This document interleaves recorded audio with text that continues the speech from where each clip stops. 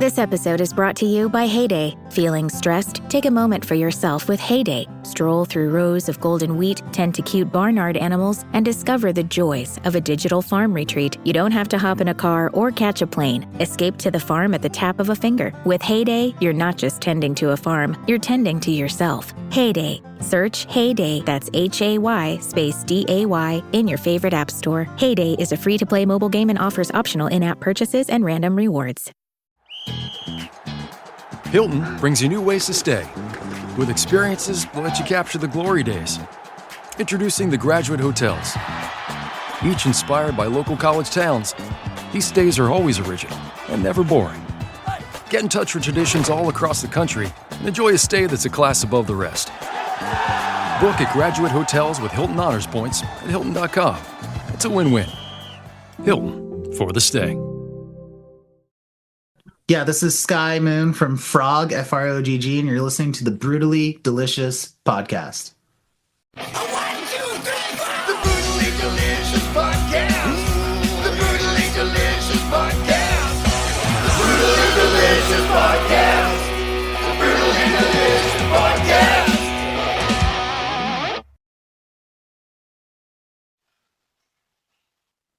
Hey, man.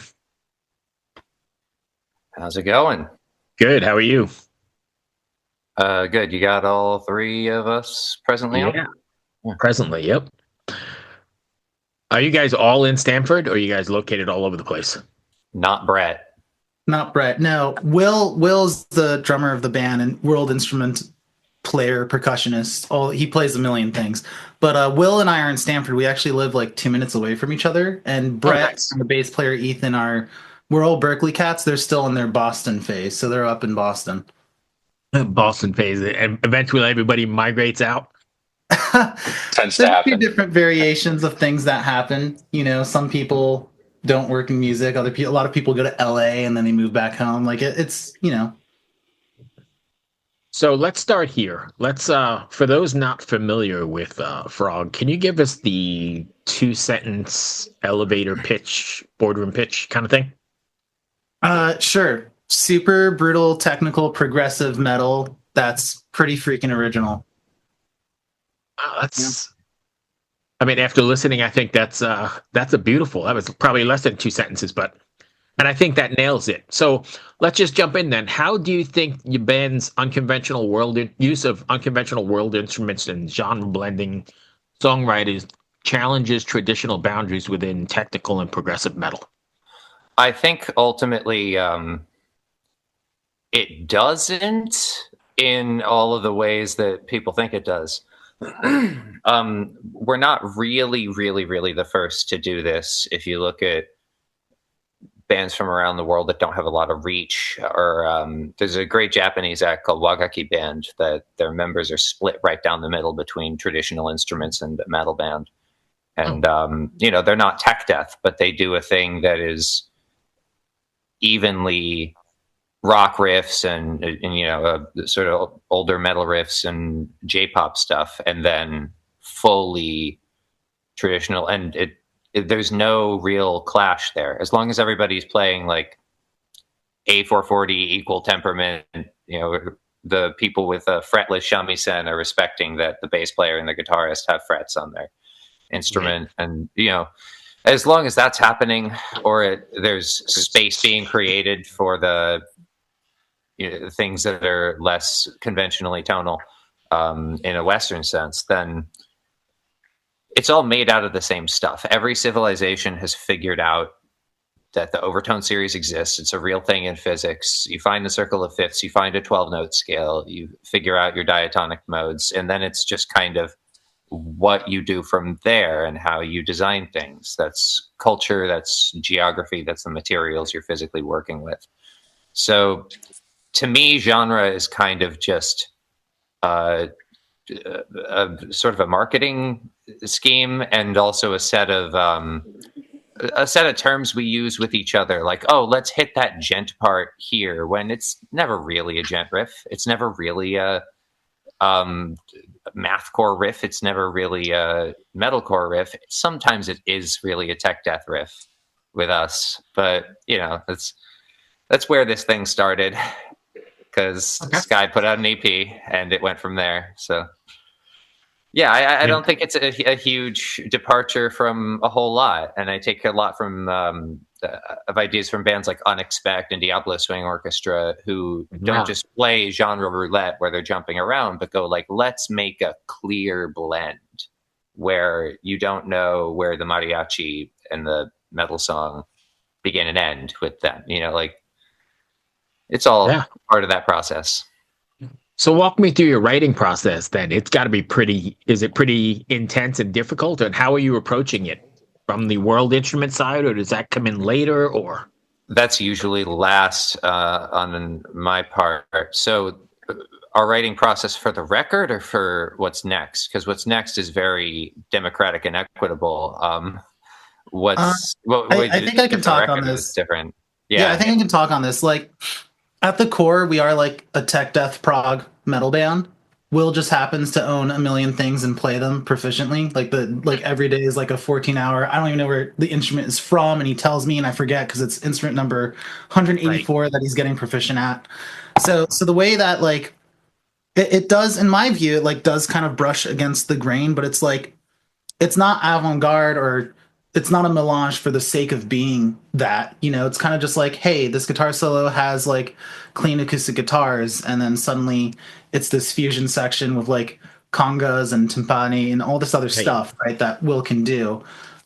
So we kind of just like incorporate what makes sense. Like some songs don't have any of it, you know, because it's just like, this is like a tech death prog song, and there's no room for it. And there's other songs where musically, because there's a lot of like, you know, instrumental aspects of the music where I'm not screaming and playing at the same time for like every section. And then it's like, hey, like our choir is my partner who's a vocalist who does her own stuff. She's all of our choirs. I mean, we have some intentionally fake choirs like on Dandelion for like hits because it's like sonically what we're going for. But the majority of our songs, there's like layers and layers of real vocal choirs. There's layers and layers of Will's world instruments, and none of it is, to me, it's all complementary. And that's when we like bring it in, is when it's complementary to like whatever the song is. Because at the end of the day, like Will has his influences, I have mine, Brett has his, and we just finished writing like a new single actually, like with our whole new like lineup. And it's just kind of like everybody has like their voice and their say in the songwriting process. So it's just like, you know, the music we like is what we kind of put together. It's like an amalgamation of those things that we enjoy as listeners. fair enough. Do you USAA knows dynamic duos can save the day, like superheroes and sidekicks, or auto and home insurance. With USAA, you can bundle your auto and home and save up to 10%. Visit USAA.com/bundle. Bundle savings are off total premium, not available in all states or in all situations. To qualify, auto policy must be active prior to property policy issue, subject to change. Restrictions apply. Membership eligibility and product restrictions apply and are subject to change. USAA means United Services Automobile Association and its affiliates, San Antonio, Texas. Shoot, I just lost my train of thought. Do you ever... I'm going to have to skip where I went. Let's go. It'll come back to me at some point here because I was just listening to your answer. But how do you think the band's lyrics, that you guys explore a lot of mythology and stuff on the record, but is there a takeaway or something you want your fans to walk away from after listening to record or the new singles that are coming out? I think that like there's a philosophy that I've applied to all of our songs from Eclipse onwards. And it's been that like, to me, it feels like really cheesy when metal is super like surface level and specific. You know, there's a lot of mythology in metal, and to us, it's way more interpretive. So that you could go like, "Hey, this song's just about being pissed off," and then it's like, "Oh, the song is about like Oedipus losing his eyes," and then there's like, you can kind of like take it for what you want. Like it's kind of meticulously put together, like having a lot of like visual accompaniment with like the spoken word, and it's kind of screamed. That's like a lot of it kind of comes from that sort of angle. And it's not the album itself doesn't have like a recurring theme. Like one of them is literally based on like a Warhammer universe where fanatics like blow up the fucking earth, you know. It's like that's not but you could go through that whole song and not know any of that and be like, this is just like a brutal like song about depression. You know, you don't need to know the lore or the mythology it references per se. So that makes sense. And I know what I was going to ask you now. You were mentioning Will brings in different, or he's good in different instruments, and he brings them in. Has there ever been an instrument he's brought in, and you're like, no fucking way, we're using this? Yes. Well, not actually. There's been stuff that I brought in for a second, and then we had like weather trouble. There's an interesting thing on our closer for the album, Omni Trigger, where I had to fully replan it because the weather was so brutal. It's all built around this lute called the biwa. It's a Japanese instrument. But I was going to do something that uses the instrumentation of the oldest living orchestral form, which is gagaku. So it was a really grand and lofty thing that's never happened in metal before. And certain things with those instruments, and that lute in particular with its silk strings, it just was not behaving. We were in the middle of a big rainstorm on the day we were tracking, but we were tracking here at my house where I have all these. You were tracking indoors though, right? Yeah, you were tracking in the storm. Yeah, the humidity. It was impossible. Really? It was impossible sensitive? to keep track of. With silk strings, it is, and with that particular biwa, which. We took video of it. Honestly, I picked kind of the wrong biwa. I have one with better tuning stability that has an extra fret that I could have used. But I dug myself that deep, and I went outside frustrated, smoking a cigarette, and I'm just like standing on my porch going, oh, what are we going to do with this? And it came to me, oh, let's just make this like a really dark sort of horror movie build-up section. And if you remember that bit toward the final track where you hear voices all reversed and it's all I look up to Mikey Goodman from Sixth immensely. And if we had had time, I would have discussed collaboration with him for some stuff, but time is time. So I went, I'm just going to do my best Mikey Goodman impression. We're going to play it backwards, use that as the central vocal accompaniment, and then put like nokan and shakuhachi and just do no theater around it, because that's an atonal system, and that allows you to just be dissonant and only care about pitch curves, fully disconnected from anything people are really doing, but it's dissonant in a way that's more comfortable for metal. And it just sort of occurred to me, like, what if I say the words, sometimes it bleeds when I scratch it, and then we reverse the track. So I just had it all laid out, walked back inside and went like, Sky, give me more tracks. I'm going to grab these instruments. Don't ask questions. Call this one flute. Call this one shock. I don't know.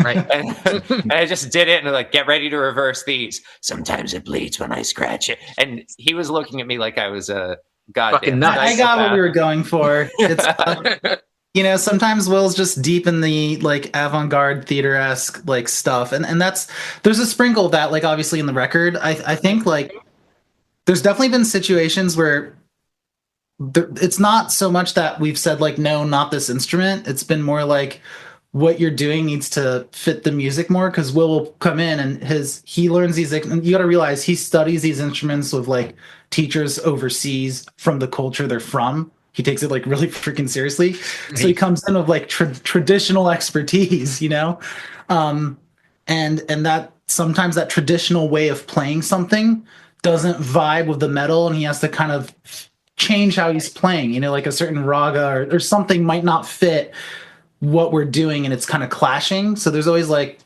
an adjustment to make it work. But yeah, we bring it in when it makes sense, obviously with the foresight that Will's playing a drum kit live, not all these instruments. So as a recording engineer for the last 40 years or whatever, on the side and doing whatever, how hard was it to mix this? You're telling me about layers and layers and layers of stuff, and now we're adding like backwards tracks and reversing things and adding world instruments. You must be are you doing it yourselves?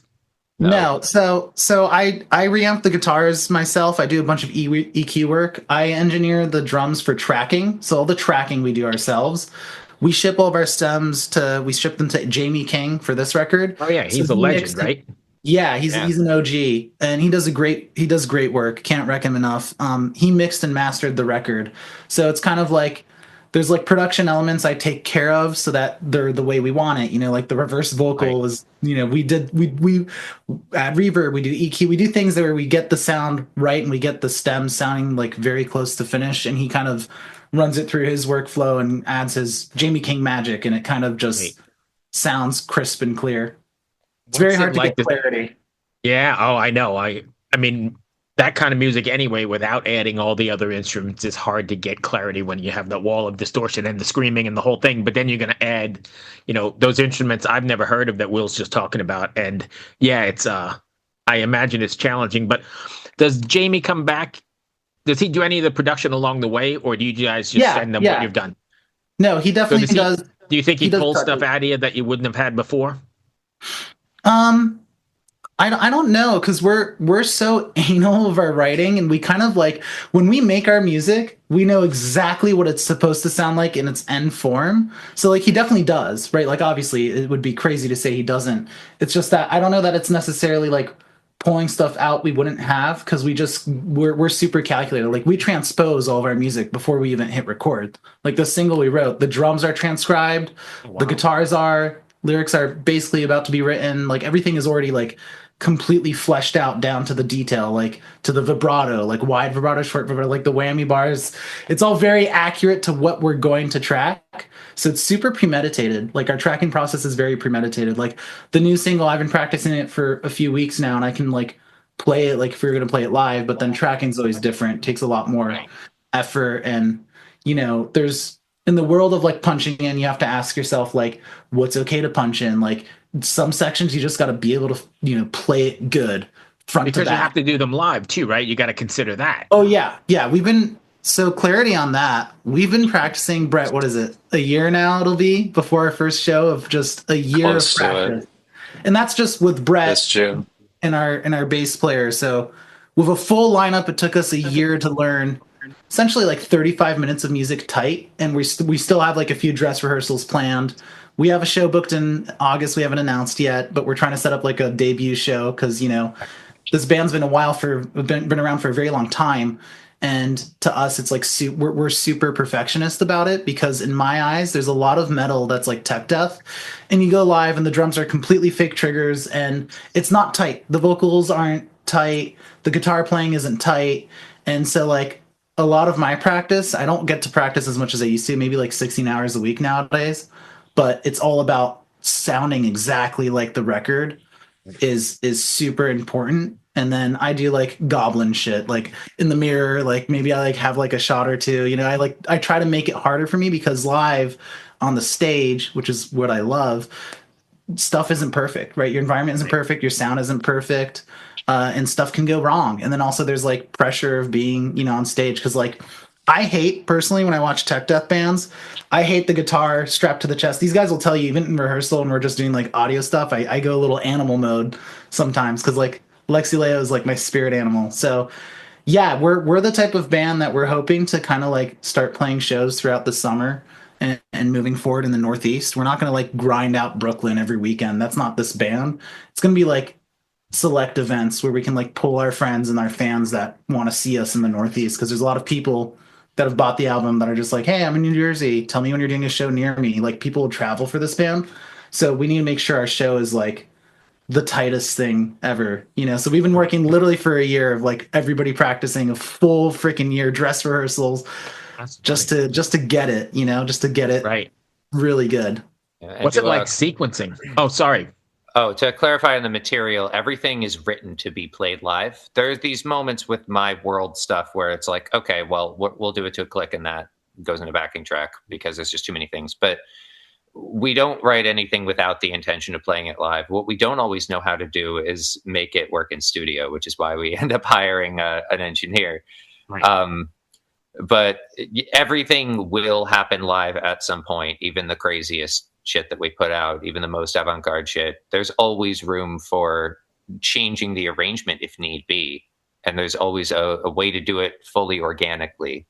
And once you know a song that well, like the record, what's the quote that's been attributed to a million different famous jazz musicians? Like, you spend every day in the woodshed running scales, and then you get on stage and you just forget that shit and blow your horn. Yeah. Yep. That's really what it's about. That you end up with this improvisation that comes in when you are just under the adrenaline, or you know the thing well enough that you can listen to everybody else and while you're playing, and you just make choices. Yeah. And I think that's cool too, because it makes every show unique and it may be not unique on a grand scale, but there may be unique elements that you're adding on the fly or changing. That's kind of cool. At least like the drum nerds will never know what is through composed and what is a new lick, or where is a mistake, and where I just go like, oh, I swung that in the wrong place on that bar. Let's do it on the next bar too. Once the mistake, twice is jazz. That's a liberty only you have live, though, Sky. I can't be improvising live. Yeah, that's true. Although the solo, the guitar solo in Life Zero was a studio improv. So yeah, that was just like, okay, that worked. It's a little. I still listen to it. I'm a little sharp, but sometimes every just like pinch harmonic and slide is just like perfect. Like it was like I wasn't even the person recording, and I was just like, okay, that'll just be the solo for the song. I was just messing around after tuning. Little sharp, still makes me cringe. But yeah, I think there's going to be variety in terms of certain parts of our set list where obviously we have a touring rack and we have in-ears because there's just so many elements that we need that are vital to the song.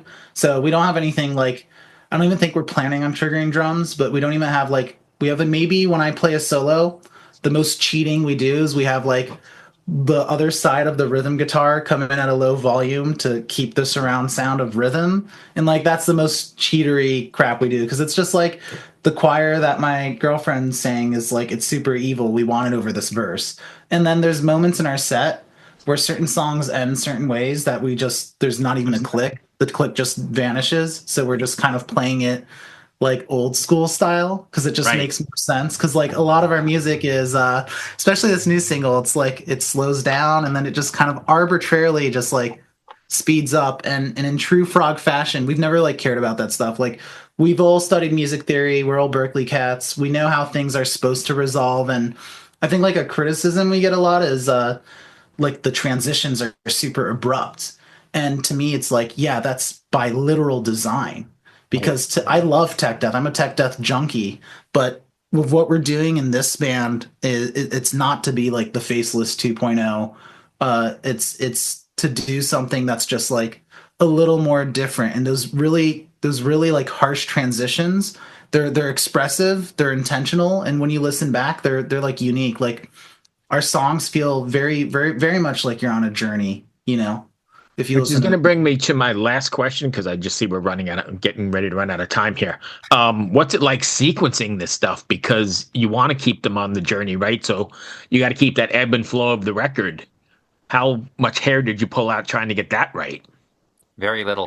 Yeah, honestly, not that much. Yeah, it's the way this band works.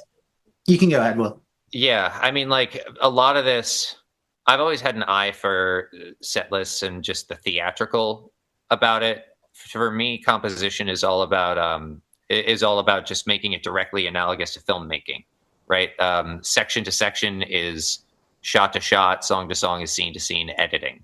It's just movie stuff. It's just the Kuleshov effect. It's just two shots in montage having a greater effect than a single shot can by itself. So to me, I came in with Walpurgisnacht, the opening track, just already written from years ago, and I went, this is an opener. And Sky listened to it and went, yeah, it is a good opener. And then it became an opener for the album. Sequencing live is trickier because we go, okay, let's be a good, tight opening band with good, polite logistics. So there's a guitar switch because half of our stuff is 6-string guitars and drop D, and half of it is extended range. So we have to go, okay, that has to go right in the middle of the set. And once we switch, we don't switch back until we're playing arenas. That's how it goes. Yeah, I think sequencing material. Brett was going to say a thing. I was going to say there is one part though. It makes it trickier and easy at the same time. Is just knowing the length of your set list. Because like, let's say you have a 30-minute set list, we could sort of look at our songs and be like, okay, well, we have like there's 6-minute songs, 7-minute songs, 4-minute songs. So then you can sort of pick through, and then you end up in situations where like, okay, well, we want to play this song here, but it's a gigantic song. Are we just going to play a few minutes of that and have a cool transition that we make? So we sort of have to think of these things, and then the guitar swaps too. That comes into. Then it becomes like there's a song, Ancient Rain, and that was in standard tuning on a 6-string, but then it becomes, okay, should we play this on an 8-string instead just because logistically it's better? And then that becomes, okay, so that needs to be this part of the set list instead then. So those sort of things go into it. Yeah. Nice. This conversation, I have a whole list of questions I never got to because we just started talking. I think those make the best interviews, so I hope you didn't mind the wormholes we went down. No, of course not. If fans want to find you, can you give us all your info? Yeah. Our Instagram has a link tree, Frogg Band, at Frogg Band, Frogg, 2 G's, the OG American Frogg Band. Basically on like everything, it's Frogg Band. But yeah, there's a link tree, it has all of our stuff. We have a Discord. People want to come in and like shitpost memes or get free guitar tabs. You know, we give out free things. So yeah, it's just a way to like chat with the band, whatever. It's funny you mentioned Discord. My social media team just got us on Discord, so we're going to start doing probably like live chats during the show, and then I think we're going to do these we call them bar fights, where we just get in with like a bunch of people and start talking about, I don't know, what's your favorite Motley Crue album, or which singer, David Lee Roth or Sammy Hagar, that kind of stuff, just to keep people interacting. So that's the David Lee Roth. I would have to agree. Yeah. 100%. Oh, have you heard his isolated vocal tracking of? No, you know what? I got Will, to see him. You're not going to ruin it for me, Will. I saw them both back in their heyday, and yeah, I totally respect Sammy. No, I'm not taking anything away from him. I agree. 5150 is amazing. Yeah. I mean, there's some great records in there, but Dave was Dave. One of the things I'm happy about in my life is I got to see Dave reunite with Van Halen on a tour when I was in like 8th grade. And I'm I still way think older about than that. you. Yeah, I'm way older. I saw Diver Down at Madison Square Garden, and it was just fucking crazy. Ooh, I'm jealous. Yeah, that was the assless leather chaps and that whole that whole period he went through with the back bottle of Jack Daniels and all that bullshit. But yeah, I'm a Dave guy. Yeah, me too. Anyway, we are totally up against time. I could talk all day. Maybe I'll invite you guys. We get the Discord going. Maybe I'll invite you guys in, and you can plug in, and we can. I have your email, right?